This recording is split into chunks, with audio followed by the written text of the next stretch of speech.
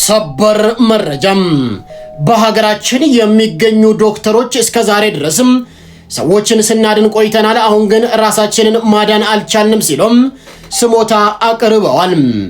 በዚህ ጉዳይ ሰፋ ያለ መረጃ ዘመተናል፣ በርካቶችንም አነጋግሯል። አብራችሁን ቆዩም። በሌላ መረጃ ስናቀና ደግሞ የታዋቂዋ ድምጻዊት ቬሮኒካ አዳንና የታዋቂዋ ቲክቶከር ህፃን አናቤል ጉዳይ አሁንም በጣም በርካቶችን ያነጋገረ ይገኛል። ቬሮኒካ ምን ነካት? በዚህ ጉዳይ ሰፋ ያለ መረጃ ዘንበተናል። አሁንም አብራችሁን ቆዩ። ወደ ሌላ መረጃ ስናቀና ታዋቂዎቹ ካፕሎች ፍቅረኛሞች ልዩና ቅዱስ መጣላታቸው በርካቶችንም አስደንግጧል፣ አስገርሟል። ለበርካታ ፍቅረኛሞችና ባለትዳሮች አራያ የሆኑት ልዩና ቅዱስ መጣላታቸው በርካቶችን አስገርሟል። በሱ ጉዳይ ሰፋ ያለ መረጃ ዘመተናል። አብራችሁን ቆዩ። ውድ የተከበራችሁ ተመልካቾቻችን የኬኔና ዱኛ ጉዳይና የታዋቂው ድምጻዊ አንዷለም ጎሳ ጉዳይ አሁንም በጣም በርካቶችን ያነጋገረ ይገኛል። የታዋቂው ድምጻዊ አንዷለም ጎሳ ጠበቃ የተናገረውን እጅግ አሳፋሪ ተግባር ወደ እናንተ ይዘንላችሁ መተናል። አብራችሁን ቆዩ። ውድ የተከበራችሁ ተመልካቾቻችን ይህም ብቻ አይደለም፣ ሰፋ ያሉ መረጃዎችን እጅግ ቁም ነገር ወሳኝ መረጃዎችን ወደ እናንተ ይዤላችሁ መጥቻለሁ። ሪአክት እናደርግባችኋለን። እንደተለመደው ይህን ቪዲዮ ከመጀመራችሁ በፊት ሁላችሁም ላይክ በማድረግ ሰብስክራይብ ያላደረጋችሁኝ ቤተሰቦች ሰብስክራይብ በማድረግ በቅንነት እስከ ፕሮግራማችን ፍጻሜ ድረስ አብራችሁ እንድትቆዩ ጋበዝኳችሁ። መልካም ቆይታ። መጀመሪያው ቪዲዮአችን ነው የምንሸጋገረው። ይሄ ቪዲዮ ሌሊቱ ሙሉ ያዳመጥኩት ልቤን የነካ እጅግ ልዩ ጸጋ ነው ማስደምጣችሁ። ኮሜንት ላይ ትገቡና ይሄ ልጅ ተባረክ ፈጣሪ ያሳድግ እያላችሁ ኮሜንቱን አጥልቅልቁልኝ እንዴት ደስ እንደሚል። ኒቆዲሞስ የአብይ ጾም 7ኛ ሳምንት እንኳን አደረሳችሁ። አዳምጡት። ኒቆዲሞስ ክቡር ኒቆዲሞስ ክቡር ሌቱን በብርሃን የሚማር መምህር ሌቱን በብርሃን የሚማር መምህር። እስኪ ራስን አስተዋውቀን። ስሜ ዘካሪያስ መዝሙር ይባላል። እሺ፣ የት ነው የምትኖረው? የምኖረው ግሸን ደብረ ከርቤ። ትማራለህ የቤተክርስቲያን ትምህርት? የዜማ ትምህርት እማራለሁ። ከዛ ምን ላይ ደርሰሃል? መስተጋብን ረቢ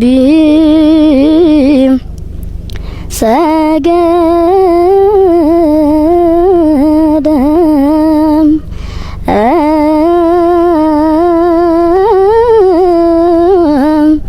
በመንፈቀ ሌሊት ለረቢ አኮኑ አጽባይት እምነ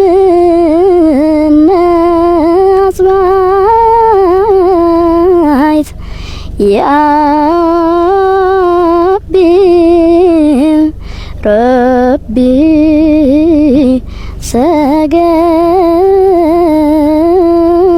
ሰገደ በመንፈቀ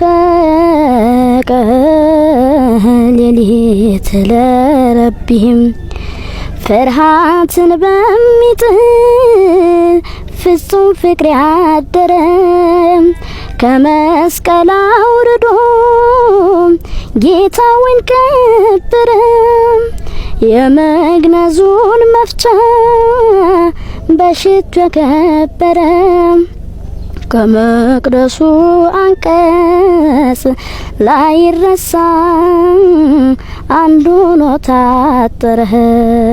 እስቲ ሁላችሁም ዝማሬ መላእክት ያሰማልን በሉት። እንደዚህ አይነት ታዳጊ ልጆችን እባካችሁ ልጅ ከወለዳችሁ በቤተ ክርስቲያን ፈጣሪ የሚፈራ እንደዚህ ሰንበት ትምህርት ቤት የሚማር በጣም ባለጸጋ ልጅ አድርጋችሁ እውነት ትባረካላችሁ። ከምሬ የምላችሁ እኔ በጣም ደስ ብሎኛል። እንደዚህ አይነት ልጆች ኦርቶዶክስ ተዋሕዶ ቤተ ክርስቲያን ሰላላት እንደዚህ አይነት ጸጋ ያላቸው ልጆችን በጣም መንከባከብ በጣም ለቁም ነገር ማብቃት ስለሚያስፈልግ ነው ወደ እናንተ ይዤላችሁ የመጣሁት። እግዚአብሔር ይባርክ። ኢየሱስን ነው የሚሰብከው የምትሉ ሰዎች ተሳስታችኋል። እዩ ጩፋ የሚሰብከው ራሱን ነው። በቃ ከራሱ አንደበት ስሙ። እስቲ ከራሱ አንደበት እስቲ ዛሬም አቶ እዩ ጩፋን ዲስኩርስ ሰምተን እንመለስ። የምወዳችሁና የማከብራችሁ የምታነቁኝ የምታበረታቱኝ በመላው ዓለም የምትገኙ ምርጥ ተቃዋሚዎቼ በእናንተ ፊት እኔ የተመሸገ ከተማ ነኝ። በእናንተ ፊት እኔ የናስ ግንብ ነኝ። በእናንተ ፊት እኔ የብረት ምሰሶ ነኝ። እስኪ አንድ ሰው ወገቡን ይዞ አሜን ይበል ወይ?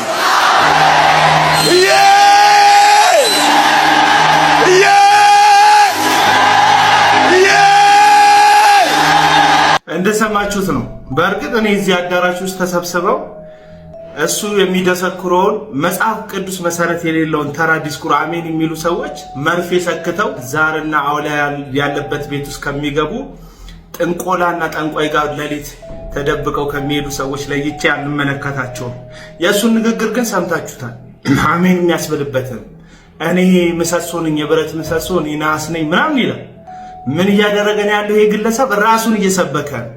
እንግዲህ ከዚህ ስብከት ቀጥሎ ኑና ጌታ ኢየሱስን የምትቀበሉ ሊባል አይችልም መቼም። የኢየሱስ ክርስቶስን ሞት የመጣበትን ዓላማ ትንሣኤውን ባልተሰበከበት ጉባኤ ሰዎች ጌታን ተቀበሉ ማለት ቀልድና ዘበት ነው። መጽሐፍ ቅዱስ ምን ይላል? በእርግጥ ሐዋርያው ጳውሎስ ለቆሮንቶስ ከተማ ወንጌልን ይዞ በመጣ ጊዜ በጣም ሲጠነቀቅ የነበረው አንድ ነገር ከወንጌል ጋር ራሱን ቀላቅሎ ለተመልካቾቹና ለአድማጮቹ እንዳይሰብካቸውና እንዳይነግራቸው ነበረ። ይሄ በጣም አደገኛ አካሄድ ነው። ራስን ከኢየሱስ ክርስቶስ ትምህርት ጋር ቀላቅሎ ልክ በማር እንደተለወሰ አይነት መርዝ ለሕዝብ መመገብ ማለት ነው። ምን ይላል መጽሐፍ ቅዱስ? ሁለተኛ ቆሮንቶስ ምዕራፍ 4 ቁጥር 5 ላይ ክርስቶስ ኢየሱስ ጌታ እንደሆነ እንጂ ራሳችንን አንሰብክምና ስለ ኢየሱስ ራሳችንን ለናንተ ባሪያዎች እናደርጋለን ወይም ሎሌዎች እናደርጋለን ይላል መጽሐፍ። አየ ኢየሱስ ጌታ እንደሆነ እንጂ ራሳችንን ቀላቅለን አንሰብክም። እውነተኛ አስተማሪዎች አንዱ ምልክት ከኢየሱስ ትምህርት ጋር ራሳቸውን እየቀላቀሉ ለሕዝቡ አይመግቡ። የሐሰተኛ ነቢያት፣ የሐሰተኛ አስተማሪዎች አንዱ ባህሪያቸው ትምህርታቸውን ሲሰሙ ረጅም ሰዓት ራሳቸውን ከትምህርቱ ጋር ሰፍተው እነሱና ትምህርቱን እስካትለዩ ድረስ ይመግባሉ። ታችሁት ነው እንግዲህ ማርያም ክርስቶስን ትሸፍናለች፣ ገብርኤል ክርስቶስን ይሸፍናል የሚሉ ሰዎች አሁን ራሳቸውን ማሞገስ፣ ራሳቸውን መስበክ ጀምረዋል። ስለዚህ አሁን ይሄ ልጅ ፕሮቴስታንት ነው የተናገረው ልጅ በጣም ብዙ ተቃዋሚ አፍርቷል። እዩ ጩፋ ነገር ያለው አንተ እርግጠኛ ኮምፕሊትም ነገር ትክክለኛ ከእግዚአብሔር የተላክ ነብይ እንዳልሆንክ እኔ 100% መሰክራለሁ ከምሬን ማለት። ስለዚህ ተወና የዘይት መቸርቸሩ መነገዱን ትተህ ወደ ትክክለኛው መንገድ ብትመጣ ይሻላል። ህዝቡና አትጫውትበት። ይሄ መሀል ደግሞ አዳራሽ ውስጥ ቁጭ ብላችሁ በተለይ በተገኘው ባልተገኘው ቁጥር አሜን ማለት የአሜን ትርጉም ሊገባችሁ ይገባል። አለበዛ ዝም ብላችሁ አሜን እያላችሁ አትበጥረቁ። ወንጌል ይሄ አይደለም። ወንጌል በስነ ስርዓት ተማሩ። ሲጀመር እዩ ጩፋ ግን እግዚአብሔር ልቦና ይስጥ። መረጃችን ስናቀና ደግሞ የጠቅላይ ሚኒስትር አብይ አህመድ ለ14 ቀን ከሚዲያ መጥፋት ነውና በጣም ብዙ ሰዎች መላምት ሲሰጡ ነበረ። ጠቅላይ ሚኒስትር እንግዲህ በትላንትናው ዕለት አንድ መረጃ ወደ በሶሻል ሚዲያቸው አጋርተዋል። እስኪ ይሄ መረጃ አዳምጣችሁት ነው። ከሰሞኑ ጠቅላይ ሚኒስትር አብይ አህመድ ከሚዲያ መጥፋታቸው ጋር ተያይዞ የተለያዩ አካላት ወይንም የሶሻል ሚዲያ ሰዎች የተለያዩ መላምቶችን ሲያስቀምጡ ነበረ።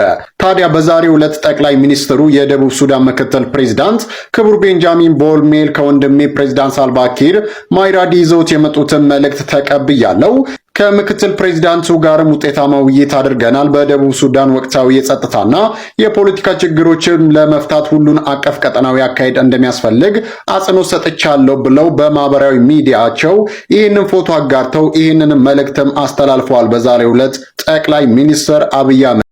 ወደ ቀጣይ ቪዲዮአችን ስንሸጋገር አንድ ቪዲዮ አሳያችኋለሁ። ባህል ነው ሃይማኖት ነው አልገባኝም። እስቲ የምታውቁ ሰዎች ኮሜንት ላይ ጻፉልኝ።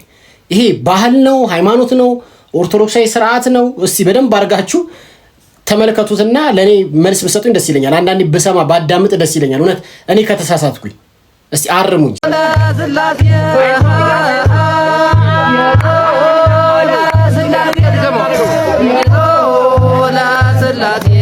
የዚህ ቤት ባለቤት ዳግማዊ ሙሴ ቤቱ ለስላሴ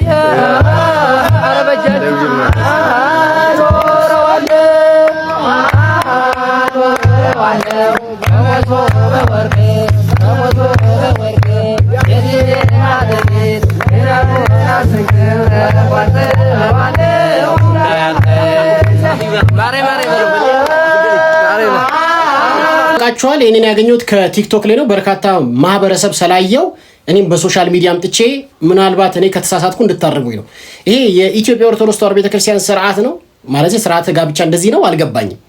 ምናልባት ወደ ሌላው ክልል ወደ ሌላው ቦታ ካለ ንገሩኝ። ግን እኔ ይሄ ኮምፕሊትሊ በነገራችሁ የኢትዮጵያ ኦርቶዶክስ ተዋሕዶ ቤተክርስቲያን ስርዓት አይደለም። እንደዚህ አይነት ስርዓት የለኝም። ከበሮ እየተመታ የሚጨፈርበት ስርዓት የለኝም። ስለዚህ እኔ ፊት ለፊት እናገራለሁ። ምናልባት ስህተት ካለብኝ ግን እናንተ ኮሜንት ላይ ይሄ እዚህ ስርዓት ነው ይሄ ስርዓት ነው ብላችሁ ኮሜንት ላይ ጻፉልኝ። እኔ ግን እንደዚህ አይነት ነገር አልደግፍም። ይቅርታ፣ ፊት ለፊት ነው የምናገር። እኔ ኦርቶዶክስ ነኝ። እንደዚህ አይነት ነገር አይቻላቅ። እንግዲህ በሀገራችን ኢትዮጵያ በርካቶችን ካሳዘነው ድርጊቶች መካከል የቀነኒና የአንዱዓለም ጎሳ ጉዳይ አሁንም አልተጠናቀቀም። አንዱዓለም ጎሳ እስር ቤት ነው የሚገኘው። ፍርድ ቤት መቅረቡ ትናንትና የሚታወቅ ነው። የአንዱዓለም ጎሳ ጠበቃ ግን የተናገረው ንግግር በርካቶችን እጅግ አሳዝኗል። የባለፈው ንግግር አሁንም ያለው የተናገረው ንግግር አሰማችኋለሁ። እስቲ የአንዱዓለም ጎሳ ጠበቃ የተናገረውን ነገር ሰምተን እንምጣ። የድምፃዊ አንዱዓለም ጎሳ ጠበቃ ቀነኒ በርካታ ጊዜ ራሷን ለማጥፋት መሞከሯን ከማስታወሻዋ ላይ ተገንዝቤያለሁ ሲል በዛሬው ዕለት በነበረ የፍርድ ቤት ውሎ ላይ መከራከሩን ዛሬ የወጣው መረጃ አሳይቷል። አቃቢ ሕግ ዛሬ በዋለው ችሎት ፖሊስ መጋቢት 17 በተሰጠው 12 ተጨማሪ የምርመራ ቀናት ውስጥ በሞዴል ቀነኒ አዱኛ ሞት ላይ 15 ተጨማሪ የሰዎች በአጠቃላይ ደግሞ የ28 ሰዎች ማስረጃዎችን ማሰባሰቡን ገልጿል። እንዲሁም በቀነኒ መኖሪያ ቤት ውስጥ በሚገኘው ምንጣፍ ላይ የተደረገው ምርመራን ጨምሮ የተለያዩ ናሙናዎችን በመውሰድ ለፎሬንሲክ ምርመራ ለፌዴራል ፖሊስ መላኩና የምርመራውን ውጤት ግን እስከ ዛሬ አለመድረሱን ገልጿል። የተጠርጣሪ ድምፃዊ አንዱዓለም ጎሳ ጠበቃ የቀነኒ አዱኛ የማስታወሻ ደብተር በእጁ ላይ እንዳለ ለፍርድ ቤቱ ገልጿል። በማስታወሻ ደብተሩ ላይ ቀነኒ ብዙ ጊዜ ራሷን ለማጥፋት ከመጠን በላይ መድኃኒት መውሰዷን መረዳቱን ለችሎቱ ተናግሯል። የሞቷ ምክንያትም ከዚሁ ጋር የተያያዘ ነው ሲል ተከራክሯል። አክሎም ታዲያ አንዱዓለም ጎሳ በቀነኒ ሞት ውስጥ መሳተፉን የሚያረጋግጥ የሰው ማስረጃና የምርመራ ሰነድ መረጃ እንደሌለ በመግለጽ ይህም ታዲያ ንጹህ መሆኑን የሚያረጋግጥ በመሆኑ ተጠርጣሪው የዋስ መብቱ ተጠብቆለት ወደ ቤቱ ሄዶ ፍቅረኛውን ህልፈተ ሐዘን እንዲያወጣ ጠይቋል። በተጨማሪም ደግሞ አንዳንድ ሚዲያዎች በባለፈው ችሎት ተጠርጣሪው አንዱዓለም ጎሳ ለመጪው የትንሣኤ በዓል ኮንሰርት ስላለው የዋስትና ጥያቄ እንዳቀረበ አድርገው መዘገባቸው በቀነኒ ቤተሰብና የሚወደው ማህበረሰብ እንዲጨክንበት ታስቦ የተደረገ የስም ማጥፋት ዘመቻ ነው ሲል ገልጾ ጠበቃው ፍርድ ቤቱ ጉዳዩን እንዲመለከተው መጠየቁ ሰምቷል። ታዲያ ለዚህ አሳሳቢ መረጃ ስንሸጋገር ዶክተሮች በጣም ቅሬታ እያቀረቡ ነው። እስከዛሬ ሰውን ስናድን ቆይተናል፣ አሁን ግን ራሳችንን ማዳን አልቻልንም በማለት የሚከፈላቸውን ደሞዝና በጣም በርካታ ጉዳዮችን አንስተው ስሞታ እያቀረቡ ይገኛሉ። እስቲ እናንተ ምን ትላላችሁ? ዶክተሮች እንግዲህ በጣም ችግር ውስጥ ነን እያሉ ነው። ለረሃብ፣ ለችግር፣ ለልመናም የተጋለጠ ነው እያሉ ነው። እስቲ ይህን ዜና አዳምጠን እንምጣ። ዘመቻው አሁንም ቀጥሏል። በዚህ ሰዓት የጤና ባለሙያው ለኑሮ ውድነት ተጋላጭ ሆኗል። ሲያመው እንኳን ለመታከም የማይችልበትና ወደ ልመና የሚገባበት ክስተት ተፈጥሯል። የቤት ኪራይ እንኳን መክፈል አቅቶት መኖር ያልቻለበት ሁኔታ በመፈጠሩ ድምጻችን የኢትዮጵያ ሕዝብ እንዲሰማልን እንፈልጋለን ሲሉ የኢትዮጵያ የጤና ባለሙያዎች ተናገሩ። የጤና ባለሙያዎቹ ማለትም ዶክተሮች፣ ነርሶች፣ ስፔሻሊስቶች፣ ሁሉም የጤና ባለሙያዎች ህይወት ስናድን ኖረናል፣ አሁን ግን የራሳችን ህይወት ማዳን ይኖርብናል በማለት ድምጻቸው በማሰማት ላይ ይገኛሉ። የጤና ባለሙያዎቹ ፍትሃዊ የደመወዝ ክፍያ፣ የጤና መድን ሽፋንና የተሻሉ ጥቅማ ጥቅሞች እንዲሟሉላቸው የሚጠይቅ የተቀናጀ የማህበራዊ ሚዲያ ዘመቻ መጀመራቸው በዚህ ሰዓት በሰፊው እየተመለከትን እንገኛለን። እንግዲህ እንደሰማችሁትን ውድ የተከበራችሁ ተመልካቾቻችን ዶክተሮች እስከዛሬ ሰው ስናድን ቆይተናል፣ አሁን ግን ራሳችንን ማዳን ይኖርብናል፣ በጣም ደሞዛችን ጥቂት ነው፣ ችግር ውስጥ ነን፣ ወደ ለልመና የተደረግን ነው፣ የኢትዮጵያ ሕዝብ ድምጽ እንዲሆነን እያሉ ነው። እንግዲህ እናንተ የሚሰማችሁን ኮሜንት ላይ ጻፉልን።